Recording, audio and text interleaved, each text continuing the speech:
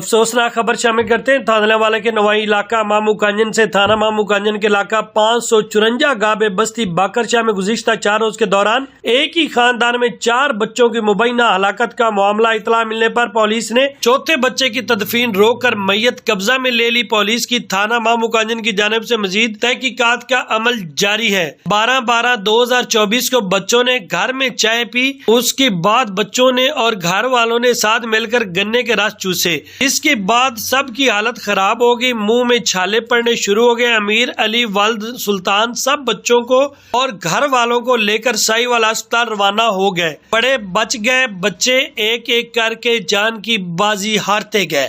علی عمران والد امیر علی با عمر 3.5 سال، سارا بی بی والد عبدالغنی عمر 2.5 سال، نور فاطمہ والد عبدالغنی عمر 5 سال، علی محمد والد امیر علی عمر 13 سال۔ یہ بدقسمت بچے جان سے ہاتھ دھو بیٹھے۔ SHO تھانہ مامو کانجن الیاس بیگ اور DSP موقع پر پہنچ گئے۔